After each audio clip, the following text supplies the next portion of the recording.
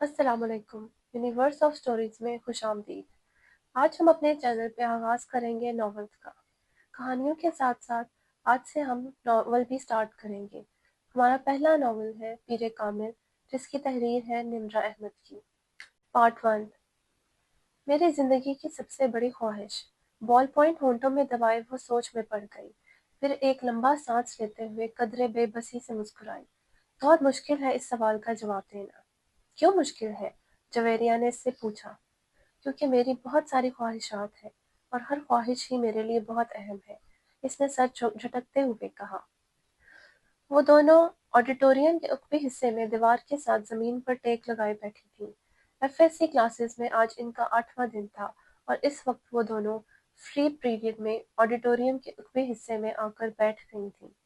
नमकीन मूंगफली के दानों को एक एक करके खाते हुए जवेरिया ने इससे पूछा, तुम्हारी जिंदगी की सबसे बड़ी ख्वाहिश क्या है मामा? मामा ने कदरे हैरानी से इसे देखा और सोच में पड़ गई। पहले तुम बताओ, तुम्हारी जिंदगी की सबसे बड़ी ख्वाहिश क्या है? मामा ने जवाब देने की बजाय उल्टा सवाल कर दिया। पहले मैंने पूछा है, तुम पहले जवाब देना चाहिए। जवेरिया ने गर्दन हिलाई। अच्छा ठीक है, मुझे और सोचने दो, मामा ने फौरन मानते हुए कहा। मेरी जिंदगी की सबसे बड़ी ख्वाहिश, वो बुड़बुड़ाई। एक ख्वाहिश तो ये है कि मेरी जिंदगी बहुत लंबी हो, इसने कहा। क्यों? जवेरिया हंसी। बस 50-60 साल की जिंदगी मुझे बहुत छोटी लगती है। कम से कम 100 साल तो मिलने चाहिए इंसान को दुनिया में। और फिर मैं इतना सब कुछ करना चाहती हूँ। अगर जल्दी मर जाऊंगी तो फिर मेरी जिंदगी की सारी ख्वाहिशात अधूरी रह जाएंगी। उसने मूंगफली का एक दाना मुंह में डालते हुए कहा। अच्छा और? जवेरिया ने कहा। और ये कि मैं मुल्क की सबसे बड़ी डॉक्टर बनना चाहती हूँ, सबसे अच्छी आई स्पेशलिस्ट। मैं चाहती हूँ जब पाकिस्तान में आई सर्जरी की तारीख लिखी जाए तो इसमें मेरा नाम टॉप ऑफ द लिस्ट हो। उसने मुस्कुराते हुए आसमान को देखा। अच्छा और अगर तुम कभी डॉक्टर बन ना सकी तो? जवेरिया ने कहा। आखिर ये मेरिट और किस्मत की बात है। ऐसा मुमकिन ही नहीं है। मैं इतनी मेहनत कर रही हूँ कि मेरिट पर हर सूरत आऊंगी। फिर मेरे वालिदैन के पास इतना पैसा है कि अगर मैं कहीं किसी मेडिकल कॉलेज में ना जा सकी तो मुझे बैरून मुल्क भिजवा देंगे। फिर भी अगर कभी ऐसा हो कि तुम डॉक्टर ना बन सको तो? ये हो ही नहीं सकता। ये मेरी जिंदगी की सबसे बड़ी ख्वाहिश है। मैं इस प्रोफेशन के लिए सब कुछ छोड़ सकती हूँ। ये मेरा ख्वाब है और ख्वाबों को भला कैसे छोड़ा जा सकता है? इम्पॉसिबल। मामा ने कतई अंदाज में सर हिलाते हुए हथेली पर रखे हुए दानों में से एक दाना मुंह में डाला। जिंदगी में कुछ भी नामुमकिन नहीं हो सकता। कभी भी कुछ भी हो सकता है। फर्ज करो कि तुम डॉक्टर ना बन पाई, तो फिर तुम क्या करोगी? कैसे रिएक्ट करोगी? इमामा अब सोच में पड़ गई। पहले तो मैं बहुत रोऊंगी, बहुत ही ज्यादा, कई दिन, और फिर मैं मर जाऊंगी। जवेरिया बेख्तियार हंसी। और अभी कुछ देर पहले तो तुम कह रही थी कि तुम लंबी जिंदगी चाहती हो, और अभी तुम कह रही हो कि तुम मर जाओगी। हाँ तो फिर जिंदा रहकर क्या करूंगी? सारे प्लान्स ही मेरे मेडिकल के हवाले से हैं, और ये चीज जिंदगी से निकल गई तो फिर बाकी क्या रह जाएगा? यानी तुम्हारी एक बड़ी ख्वाहिश दूसरी बड़ी ख्वाहिश को खत्म कर देगी। तुम यही समझ लो। तो फिर इसका मतलब तो यही हुआ कि तुम्हारी सबसे बड़ी ख्वाहिश डॉक्टर बनना है, लंबी जिंदगी पाना नहीं। तुम कह सकती हो। अच्छा, अगर तुम डॉक्टर ना बन सकी तो फिर मरोगी कैसे? खुदकुशी करोगे या तबई मौत? जवेरिया ने बड़ी दिलचस्पी से पूछा। तबई मौत ही मरूंगी। खुदकुशी तो कर ही नहीं सकती, मामा ने लापरवाही से कहा। और अगर तुम्हें तबई मौत ना आ सकी तो? कि मेरा मतलब है जल्दी ना आई तो फिर तुम डॉक्टर ना बनने के बावजूद भी लंबी जिंदगी गुजारोगी। नहीं, मुझे पता है कि अगर मैं डॉक्टर ना बनी तो बहुत जल्द मर जाऊंगी। मुझे इतना दुख होगा कि मैं तो जिंदा ही नहीं रह सकूंगी। वो यकीन के साथ बोली। तुम जिस कदर खुश मिजाज हो, मैं कभी यकीन नहीं कर सकती कि तुम कभी इतनी दुखी हो सकती हो कि रो रो के मर जाओ, और वो भी सिर्फ इसलिए कि तुम डॉक्टर ना बन सको। Look funny. जवेरिया ने इसका मजाक उड़ाने वाले अंदाज में कहा। तुम अब मेरी बात छोड़ो, अपनी बात करो। तुम्हारी जिंदगी की सबसे बड़ी ख्वाहिश क्या है? इमामा ने मौजू बदलते हुए कहा। रहने दो। क्यों रहने दो? बताओ ना। तुम्हें बुरा लगेगा, जवेरिया ने कुछ हिचकिचाते हुए कहा। इमामा ने गर्दन मोड़कर हैरानी से कहा। मुझे क्यों बुरा लगेगा? जवेरिया खामोश रही। ऐसी क्या बात है जो मुझे बुरी लगेगी? इमामा ने अपना सवाल दोहराया।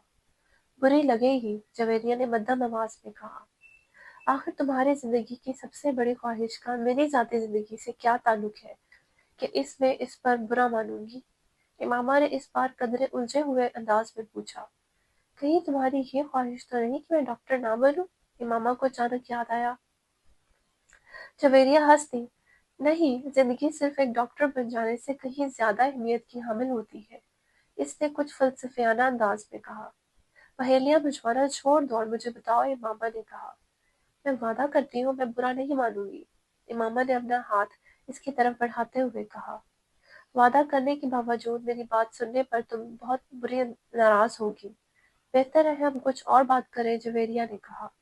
अच्छा, मैं अंदाजा लगाती हूँ, तुम्हारी इस ख्वाहिश का ताल्लुक मेरे लिए किसी बहुत अहम चीज से है, राइट? इमामा ने कुछ सोचते हुए कहा। जवेरिया ने सर हिलाया।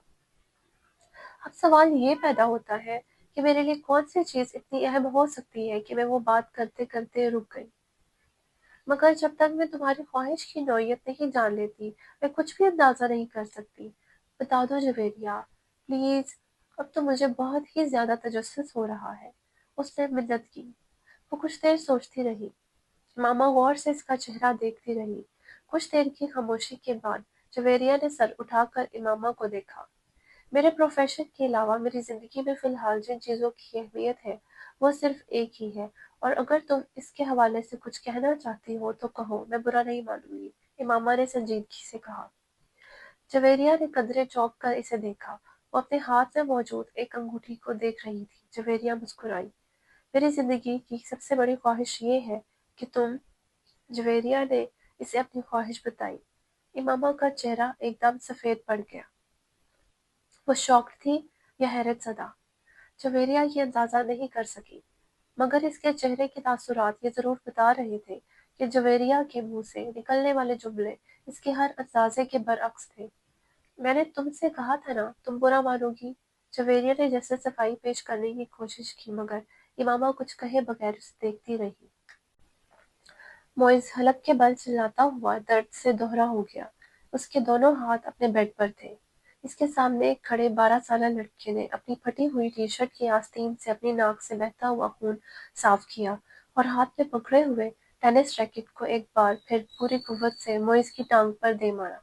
मोइज की हलक से एक बार फिर चीख निकली, और वो अब इस बार सीधा हो गया। कुछ बेयकीनी के आलम में इसने खुद से 2 साल छोटे भाई को देखा, जो अब बगैर किसी लिहाज और मुरव्वत के इसे इस रैकेट से पीट रहा था जो मोइस कुछ देर पहले इसे पीटने के लिए लेकर आया था। इस हफ्ते में इन दोनों के दरमियान होने वाला ये तीसरा झगड़ा था, और तीनों बार झगड़ा शुरू करने वाला इसका छोटा भाई था। मोइस और इसके ताल्लुकात हमेशा ही नाखुशगवार रहे थे। इसका झगड़ा बचपन से लेकर अब से कुछ पहले तक सिर्फ जुबानी कलामी बातों और धमकियों तक ही महदूद रहता था, मगर अब कुछ अरसे से वो दोनों हाथापाई पर भी उतर आए थे। आज भी यही हुआ था। वो दोनों स्कूल से वापस इकट्ठे वापस आते हुए गाड़ी से उतरते हुए इसके छोटे भाई ने बड़ी दृष्टि के साथ पीछे डिग्गी से इस वक्त अपना बैग खींच कर निकाला जब मोइज अपना बैग निकाल रहा था। बैग खींचते हुए मोइस के हाथ को बुरी तरह रगड़ आई। मोइस बुरी तरह तिलमिलाया। तुम अंधे हो चुके हो। वो इत्मीनान से अपना बैग उठाए बेनियाजी से अंदर जा रहा था। मोइस के चिल्लाने से इसने पलटकर इसको देखा और लाउंज का दरवाजा खोलकर अंदर चला गया। मोइस के तन बतन में जैसे आग लग गई। वो तेज कदमों से इसके पीछे अंदर चिल्लाया, अगर दोबारा तुमने ऐसी हरकत की तो मैं तुम्हारा हाथ तोड़ दूंगा। उसके करीब पहुंचते हुए मोइस एक बार फिर दौड़ा। उसने बैग कंधे से उतार कर नीचे रख दिया और दोनों हाथ कमर पर रखकर खड़ा हो गया। निकालूंगा?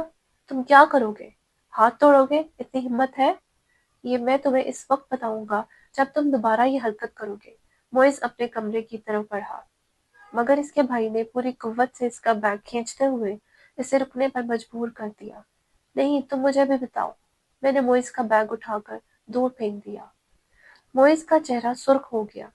उसने जमीन पर पड़ा हुआ अपने भाई का बैग उठाकर दूर उछाल दिया। एक लम्हे के इंतजार किए बगैर इसके भाई ने पूरी कुव्वत से मोइस की टांगों पर ठोकर मारी। जवाबन इसने पूरी कुव्वत से छोटे भाई का मुंह पर मुक्का मारा जो इसकी नाक पर लगा। अगले ही लम्हे उसकी नाक से खून टपकने लगा। इतने शदीद हमले के बावजूद उसके हलक से कोई आवाज नहीं निकली थी। उसने मोइज़ की टाई खींचते हुए इसका गला दबाने की कोशिश की। मोइज़ ने जवाबन इसकी शर्ट को कॉलर से खींचा। इसे शर्ट से फटने की आवाज़ आई। उसने पूरी कुव्वत से अपने छोटे भाई के पेट में मुक्का मारा और इसके भाई के हाथ से इसकी टाई निकल गई। ठहरो, मैं तुम्हें अब तुम्हारा हाथ तोड़ कर दिखाऊंगा। मोइज़ ने इसे गालियां देते हुए लाउंज के एक कोने में पड़े हुए एक रैकेट को उठा लिया और अपने छोटे भाई को मारने की कोशिश की, मगर अगले ही लम्हे रैकेट इसके भाई के हाथ में था। उसने पूरी कुव्वत से घुमाकर इतनी बर्क रफ्तारी के साथ इस रैकेट को मोइज़ के पेट में मारा कि वह संभल या खुद को बचा भी नहीं सका। उसने यके बाद दीगरे इसकी कमर और टांग पर रैकेट बरसा दिए। अंदर से इन दोनों भाइयों का इश्तियाल के आलम में बाहर लाउंज में आ गए।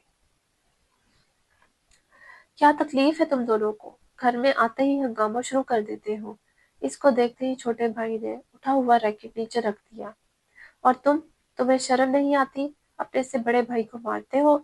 इसकी नजर अब इसके हाथ में पकड़े रैकेट पर गई।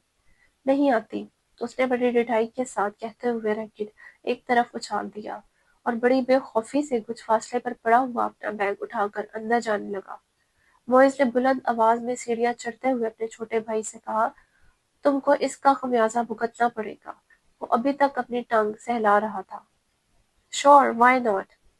एक अजीब सी मुस्कुराहट के साथ सीढ़ियों के आखिरी सिरे पर रुककर इसने मोइज से कहा, अगली बार तुम बैट लेकर आना। टेनिस रैकेट से कुछ मजा नहीं आया। तुम्हारी कोई हड्डी नहीं टूटी। मोइज को इश्तियाल आ गया।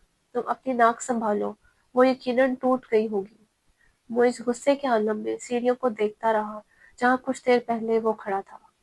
मिसेस समांथा रिचर्ड्स ने दूसरी रो में खड़ी खिड़की के साथ पहली कुर्सी पर बैठे हुए इस लड़के को चौथी बार घूरा। वो इस वक्त बहुत बड़ी बेनियाजी से खिड़की से बाहर देखने में मसरूफ था। वक्तन वो बाहर से नजरें हटाता, एक नजर मिसेस समांथा को देखता, उसके बाद फिर इसी तरह बाहर झांकने लगता। इस्लामाबाद के एक गैर मुल्की स्कूल में वो आज पहले दिन इस क्लास के बायोलॉजी पढ़ाने के लिए आई थी। वो एक डिप्लोमेट की बीवी थी और कुछ दिन पहले ही इस्लामाबाद अपने शौहर के साथ आई थी। टीचिंग उनका प्रोफेशन था और जिस जिस मुल्क में इनके शौहर की पोस्टिंग हुई वो वहाँ सफारत खाना से मुंसलिक स्कूल्स में पढ़ाती रही। अपने से पहले बायोलॉजी पढ़ाने वाली टीचर मिसेस मेरिन की स्कीम ऑफ वर्क को ही जारी रखते हुए उन्होंने क्लास के साथ कुछ इब्तदाई तारुफ और गुफ्तगू के बाद दिल और निज़ाम दौरान की खून की डायग्राम राइटिंग बोर्ड पर बनाते हुए इसे समझना शुरू किया। डायग्राम की वजाहत करते हुए उन्होंने इस लड़के को खिड़की से बाहर झांकते हुए देखा। पुरानी टेक्निक इस्तेमाल करते हुए अपनी नजरें इस लड़के पर मरकूज रखते हुए उन्होंने अचानक बोलना बंद कर दिया। क्लास में एकदम खामोशी छा गई। इस लड़के ने सर घुमाकर अंदर देखा। मिसेस समांथा रिचर्ड से इसकी नजरें मिली। मिसेस समांथा मुस्कुराई और एक बार फिर उन्होंने अपना लेक्चर शुरू कर दिया। कुछ देर तक उन्होंने इसी तरह बोलते हुए अपनी नजरें इस लड़के पर रखी, जो अब अपने सामने पड़ी नोटबुक पर कुछ लिखने में मसरूफ था। इसके बाद मिसेस समांथा ने अपनी तवज्जो क्लास में मौजूद दूसरे स्टूडेंट्स पर मरकूज कर ली। उनका ख्याल था वो खासा शर्मिंदा हो चुका है, दोबारा बाहर नहीं देखेगा। मगर सिर्फ 2 ही मिनट के बाद उन्होंने इसे एक बार फिर खिड़की से बाहर मतवज्जो देखा। वो एक बार फिर बोलते बोलते खामोश हो गई। बिला तवक्कुफ इस लड़के ने गर्दन मोड़कर फिर इनकी तरफ देखा। इस बार मिसेस समांथा मुस्कुराई नहीं बल्कि कदरे संजीदगी के साथ इसे देखते हुए एक बार फिर लेक्चर देना शुरू कर दिया। चंद लम्हे गुजरने के बाद उन्होंने राइटिंग बोर्ड को देखने के बाद दोबारा इस लड़के को देखा तो वो एक बार फिर खिड़की से बाहर कुछ देखने में मसरूफ था। इस बार गैर महसूस तौर पर उनके चेहरे पर कुछ नाराजगी नमूदार हुई और वो कुछ झुंझुलाते हुए खामोश हुई और उनके खामोश होते ही इस लड़के ने खिड़की के बाहर से अपनी नजरें हटाकर इनकी तरफ देखा। इस बार इस लड़के के माथे पर भी कुछ शिकने की। एक मिसेस समांथा को नागवारी से देखा, वो फिर दूसरी दफा खिड़की से बाहर देखने लग गया। इसका अंदाज इस कदर तौहीन-आमेज़ था कि मिसेस समांथा रिचर्ड्स का चेहरा सुर्ख हो गया। सालार, तुम क्या देख रहे हो? उन्होंने सख्ती से पूछा। नथिंग, यक लफ्ज़ी जवाब आया। वो अब छुपती हुई नजरों से इन्हें देख रहा था। तुम्हें पता है मैं क्या पढ़ा रही हूँ? होप सो, उसने इतने रूड अंदाज में कहा था कि मिसेस समांथा रिचर्ड ने एकदम हाथ में पकड़ा हुआ मारकर कैप से बंद करके टेबल पर फेंक दिया। یہ بات ہے تو پھر یہاں آؤ اور یہ ڈائیگرام بنا کر اس کو لیبل کرو، انہوں نے اسپنج کے ساتھ رائٹنگ بورڈ کو صاف کرتے ہوئے کہا۔ یک کے بعد دیگرے لڑکے کے چہرے پر کئی رنگ آئے۔ انہوں نے کلاس میں بیٹھے ہوئے اسٹوڈنٹس کو آپس میں نظروں کا تبادلہ کرتے ہوئے دیکھا۔ وہ لڑکا اب سرد نظروں کے ساتھ سمانتھا رچرڈز کو دیکھ رہا تھا۔ جیسے ہی انہوں نے رائٹنگ بورڈ سے آخری نشان صاف کیا، وہ اپنی کرسی سے ایک جھٹکے کے ساتھ اٹھا۔ تیز قدموں کے ساتھ اس نے ٹیبل پر پڑا ہوا مارکر اٹھایا اور برق رفتاری کے ساتھ رائٹنگ بورڈ پر ڈائیگرام بنانے لگا۔ پورے 2 منٹ 57 سیکنڈز کے بعد اس نے مارکر کیپ لگا کر اس میز پر اسی انداز میں اچھالا جس انداز میں مسز سمانتھا رچرڈز نے اچھالا تھا، اور سمانتھا کے طرف دیکھے بغیر اپنی کرسی پر آ کر بیٹھ گیا۔ مسز رچرڈ نے اسے مارکر اچھالتے ہوئے اپنی کرسی کی طرف جاتے نہیں دیکھا۔ وہ بے یقینی کے عالم میں رائٹنگ بورڈ پر 3 منٹ میں بھی کم عرصے میں بنائی جانے والی اس لیبل ڈائیگرام کو دیکھ رہی تھی، جسے بنانے میں انہوں نے 10 منٹ کے لیے تھے، اور وہ ان کی ڈائیگرام سے زیادہ اچھی تھی۔ وہ کہیں بھی معمولی سی غلطی بھی نہیں ڈھونڈ سکی۔ کچھ خفیف سی ہوتے ہوئے انہوں نے گردن موڑ کر ایک بار پھر اس لڑکے کو دیکھا۔ وہ پھر کھڑکی سے باہر دیکھ رہا تھا۔ وسیم نے تیسری بار دروازے پر دستک دی۔ اس بار اندر سے امامہ کی آواز آئی، کون ہے؟ امامہ میں ہوں، دروازہ کھولو۔ وسیم نے دروازے سے اپنا ہاتھ ہٹاتے ہوئے کہا۔ اندر خاموشی چھا گئی۔ کچھ دیر بعد دروازہ کلاک کھلنے کی آواز سنائی دی۔ وسیم نے دروازے کا ہینڈل کو گھما کر دروازہ کھول دیا۔ امامہ اس کی جانب پشت کیے اپنے بیڈ کی طرف بڑھی۔ تمہیں اس وقت کیا کام آ پڑا ہے مجھ سے؟ آخر تم نے اتنی جلدی دروازہ کیوں بند کر لیا تھا؟ ابھی تو 10 بجے ہیں۔ وسیم کمرے میں داخل ہوتے ہوئے بولا۔ بس نیند آ رہی تھی مجھے۔ وہ بیڈ پر گئی۔ وسیم اس کا چہرہ دیکھ کر چونک گیا۔ تم رو رہی تھی؟ بے اختیار اس کے منہ سے نکلا۔ ماما کی آنکھیں سرخ اور سوجی ہوئی تھیں اور وہ اس سے نظریں چرانے کی کوشش کر رہی تھی۔ نہیں، رو نہیں رہی تھی، بس سر میں کچھ درد ہو رہا تھا۔ امامہ نے مسکرانے کی کوشش کی۔ وسیم نے اس کے پاس بیٹھے ہوئے اس کا ہاتھ پکڑ کر ٹمپریچر چیک کرنے کی کوشش کی۔ کہیں بخار تو نہیں ہے؟ اس نے کچھ تشویش بھرے انداز میں کہا اور پھر ہاتھ چھوڑ دیا۔ بخار تو نہیں ہے، پھر تم کوئی ٹیبلٹ لے لیتی۔ میں لے چکی ہوں۔ اچھا تم سو جاؤ، میں باتیں کرنے آیا تھا، مگر اب اس حالت میں کیا باتیں کروں گا تم سے؟ وسیم نے قدم باہر کی طرف بڑھاتے ہوئے کہا۔ ماما نے اسے روکنے کی کوشش نہیں کی۔ وہ خود بھی اٹھ کر اس کے پیچھے گئی اور وسیم کے باہر نکلتے ہی اس نے دروازے کو پھر لاک کر لیا۔ بیڈ پر اوندے منہ لیٹ کر اس نے تکیے میں منہ چھپا لیا اور ایک بار پھر ہچکیوں کے ساتھ رو رہی تھی۔ 13 سال کا وہ لڑکا اس وقت ٹی وی پر میوزک شو دیکھنے میں مصروف تھا۔ جب طیبہ نے اندر جھانکا، بے یقینی سے انہوں نے اپنے بیٹے کو دیکھا اور پھر کچھ ناراضی کے عالم میں اندر چلی آئی۔ یہ کیا ہو رہا ہے؟ انہوں نے اندر آتے ہی کہا۔ ٹی وی دیکھ رہا ہوں۔ اس نے ٹی وی سے نظریں نہیں ہٹائیں۔ ٹی وی دیکھ رہا ہوں؟ فار گاڈ سیک، تمہیں احساس ہے کہ تمہارے پیپرز ہو رہے ہیں؟ طیبہ نے اس کے سامنے آتے ہوئے کہا۔ So what? اس لڑکے نے اس بار کچھ خفگی سے کہا۔ So what? تمہیں اس وقت اپنے کمرے میں کتابوں کے درمیان ہونا چاہیے، نہ کہ یہاں اس بےہودہ شو کے سامنے، طیبہ نے ڈانٹا۔ مجھے جتنا پڑھنا تھا میں پڑھ چکا ہوں، آپ سامنے سے ہٹ جائیں۔ اس کے لہجے میں ناگواری آ گئی۔ پھر بھی اٹھو، اندر جا کر پڑھو، طیبہ نے اس طرح کھڑے کھڑے اس سے کہا۔ نہ میں یہاں سے اٹھوں گا نہ اندر جا کر پڑھوں گا۔ میری اسٹڈیز اور پیپرز میرا مسئلہ ہے، آپ کا نہیں۔ اگر تمہیں اتنی پرواہ ہوتی اسٹڈیز کی تو تم اس وقت یہاں بیٹھے ہوتے۔ اسٹیپ اسائڈ، اس نے طیبہ کے جملے کو نظر انداز کرتے ہوئے بڑی بدتمیزی کے ساتھ ہاتھ کے اشارے سے کہا۔ آج تمہارے پاپا آ جائے تو میں ان سے بات کرتی ہوں۔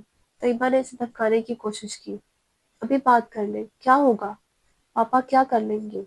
جب میں آپ کو بتا چکا ہوں کہ مجھے جتنی تیاری کرنی تھی میں نے کر لی ہے، تو پھر آپ کو کیا مسئلہ ہے؟ یہ تمہارے سالانہ امتحان ہے، تمہیں احساس ہونا چاہیے اس بات کا۔ طیبہ نے یکدم اپنے لہجے کو نرم کرتے ہوئے کہا۔ میں کوئی 2-4 سال کا بچہ نہیں ہوں کہ میرے آگے پیچھے پڑنا پڑے آپ کو۔ میں اپنے معاملات میں آپ سے زیادہ سمجھدار ہوں، اس لیے یہ 3rd کلاس قسم کے جملے مجھ سے مت بولا کریں۔